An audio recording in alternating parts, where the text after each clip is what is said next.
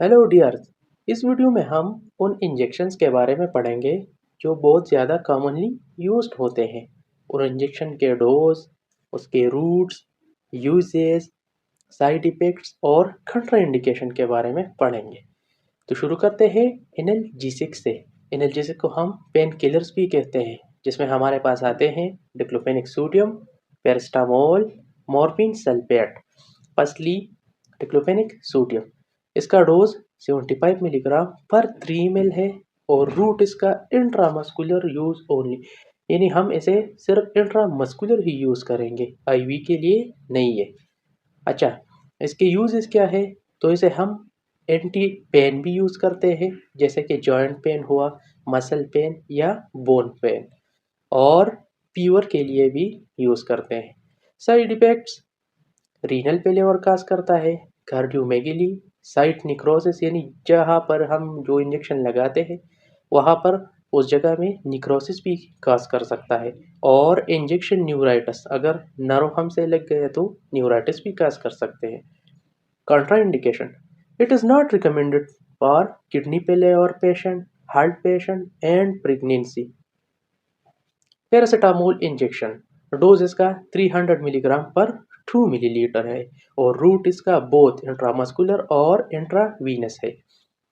और इसके यूजेस में हमारे पास आते हैं एक फीवर और बॉडी पेन के लिए भी हम इसे यूज कर सकते हैं। Side effects: it causes damage to liver। और contraindication: it is not recommended for hepatitis patient because of its liver toxicity. It is liver toxic drug, so it is contraindicated in hepatitis patient. Morphine sulphate injection, dose dose इसका 1 to 2 milligram पर millilitre है और root इसका intramuscular है, सिर्फ और सिर्फ intramuscular. और इसके यूजेस में हमारे पास आता है सीवियर पेन या पोस्ट ऑपरेटिव पेन में हम इसे यूज कर सकते हैं। Side effects: it causes damage to nerve and it also causes memory loss. Contraindication: coma या हिट सीवियर इंजरी, उसमें ये कंट्रा इंडिकेटेड है, हमने यूज नहीं करना। अच्छा, अब आते हैं एंटीस्पाज्मोडिक। एंटीस्पाज्मोडिक में हमारे पास इंजेक्शन डाइसाइक्लोमीन, ड्रोटावरीन HCl और हायोसिन इंजेक्शन आते हैं। तो डाइसाइक्लोमीन इंजेक्शन, डोज इसका 10 मिलीग्राम पर ml है और route both intramuscular and intravenous. But injection को अगर हम इंट्रावीनसली एडमिनिस्टर करते हैं तो हमें इस बात का बहुत ज़्यादा ख्याल रखना है कि इसे हम डाइल्यूट या स्लोली एडमिनिस्टर करें। डाइसाइक्लोमीन, इसको हम एब्डोमिनल पेन या stomach pain, liver pain, kidney pain और अपेंडिक्स पेन के लिए यूज़ कर सकते हैं। साइड इफेक्ट्स इसके क्या होंगे? ब्लड विजन होगा और हाइपोटेंशन होगा। Contraindication: it is contraindicated in what?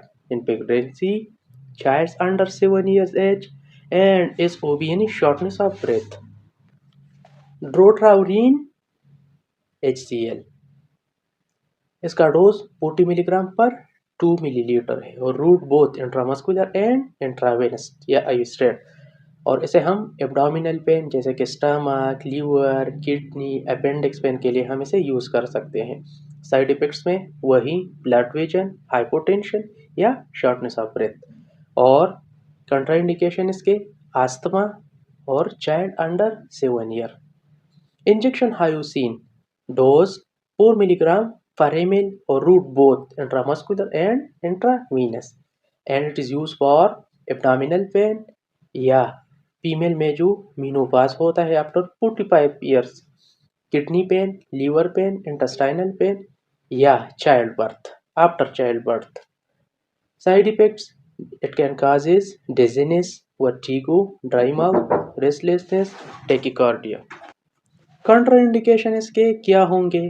So it can cause chronic liver disease, chronic liver failure, pregnancy and child under 7 year, उसमें कंट्राइंडिकेटेड है। अच्छा, अब एंटी गैस्ट्राइटिस इंजेक्शन हम पढ़ेंगे, जिसमें हमारे पास आते हैं omeprazole injection, lansoprazole injection, esomeprazole injection or pantoprazole injection. Omeprazole injection dose 40 milligram पर वाइल और रूट इसका इंट्रावेनस है, बट इसको हम डाइल्यूट करेंगे 100 ml इन्फ्यूजन में, फिर लगाएंगे मरीज को.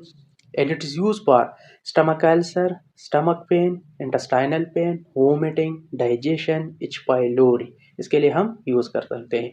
एंड साइड इफेक्ट्स में हमारे पास body swelling, it can cause body swelling या इडिमा. कंट्राइंडिकेशन प्रेगनेंसी में कंट्राइंडिकेटेड है, under 10 years of age, child under 10 उसमें भी कंट्राइंडिकेटेड है, और इडिमा जिस पेशेंट को इडिमा है उसमें भी ये कंट्राइंडिकेटेड है, हमने इस्तेमाल नहीं करना उसमें. लेंसोप्राजोल इंजेक्शन डोज 30 मिलीग्राम पर vial, route IV but dilute in 100 ml infusion, and it is used for what, वही जो ओमिप्राजोल का है, जैसे कि stomach ulcer, stomach pain, intestinal pain, vomiting, digestion, H pylori, और साइड इफेक्ट भी वही है जैसे कि बॉडी स्वेलिंग, और कंट्राइंडिकेशन भी same as to that of omeprazole, जैसे कि प्रेगनेंसी, चाइल्ड अंडर 10 या oedema. Injection esomeprazole dose 40 milligram पर वाइल और route intravenous but 100 ml infusion में डाइल्यूट. एंड यूजेस भी इसका जैसे कि ओमेप्राजोल और लेंसोप्राजोल के थे वही इसके भी यूजेस हैं. फॉर एग्जांपल स्टमक अल्सर या stomach pain, intestinal pain, vomiting, digestion, H pylori वगैरह. साइड इफेक्ट्स भी वही, it can cause oedema, body swelling, and also contraindicated in pregnancy, child under 10 and edema. Injection pantoprazole dose 40 milligram पर vial, route IV state but 100 ml infusion में dilute.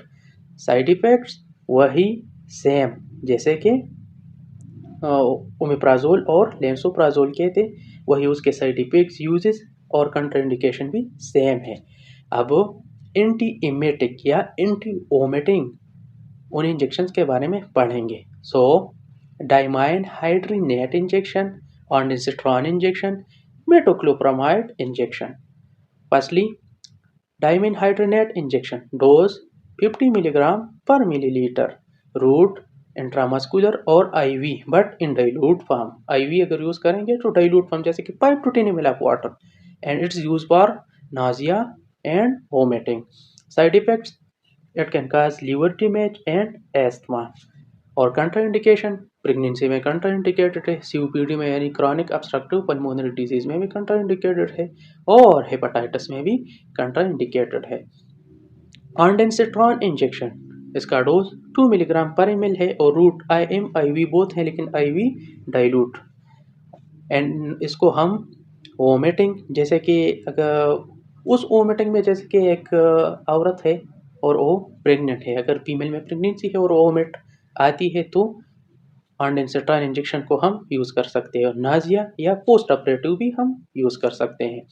Side effects, it can cause chills, hiccups, dizziness and bronchospasm. और contraindication तो hyper sensitivity और heart patient में contraindicated है. Metoclopramide injection dose इसका 5 milligram पर 1 ml है और रूट IV और IM. Uses of metoclopramide injection तो उसमें हमारे पास आता है वोमिटिंग, नाजिया या डिले स्टमक एम्प्टिंग. और साइड इफेक्ट्स इसका शॉर्टनेस ऑफ ब्रेथ है, टेकिकार्डिया भी काज कर सकता है और कॉन्स्टिपेशन भी काज कर सकता है. And it is contraindicated in heart patient, asthmatic patient and in pregnancy. अभी एंटी एलर्जिक इंजेक्शन को पढ़ेंगे तो उसमें आता है pheniramine maleate injection, dexamethasone injection और triamcinolone injection. Pheniramine maleate injection dose इसका 22.75 मिलीग्राम पर 2 ml एंड रूट इसका IM और IV बोथ, IV डाइल्यूट या slow. And its use for common cold, allergies और urticaria and skin rashes. Side effects उसमें आता है sleeplessness, dizziness, vertigo, dry mouth and growth retardation. And it's contraindicated in pregnancy and hyper sensitivity. Dexamethasone injection dose 4 milligram per ml route both IM IV and it is used for hypotension, asthma, swelling, angioedema. Side effects इसके क्या होंगे? तो ये bone marrow को damage करता है, hearts के जो बीट है उसे इरेगुलर करता है, पल्पिटेशन काज कर सकता है and it can also cause carditis. Contraindication: it is contraindicated in heart disease, diabetic patients, pregnancy and liver dysfunction. Triamcinolone injection का डोज क्या होगा? 40 मिलीग्राम पर ml एंड रूट इसका सबकुटेनियस और इंट्रामस्कुलर बोथ है and it is use for allergies, fungal infection, cough, rhinitis and urticaria. And its side effects are diabetic mellitus, heart problems, renal impairment and chronic liver disease इसके side effect है और ये contraindicated है pregnancy में and child under 12 years. अब anti fibrinolytic injection के बारे में पढ़ेंगे यानी जो ब्लड क्लॉट में हेल्प कर सकते हैं. तो कौन सा इंजेक्शन है? ट्रांजिमिक एसिड या ट्रांजिमिन इंजेक्शन. इसका डोज 250 मिलीग्राम पर 5 ml है और रूट इसका IM एंड IV अगर हम इन्फ्यूजन में यूज़ करें तो ज़्यादा बेहतर है and it is use for irregular menstrual period, after delivery, jetty bleeding and epistaxis.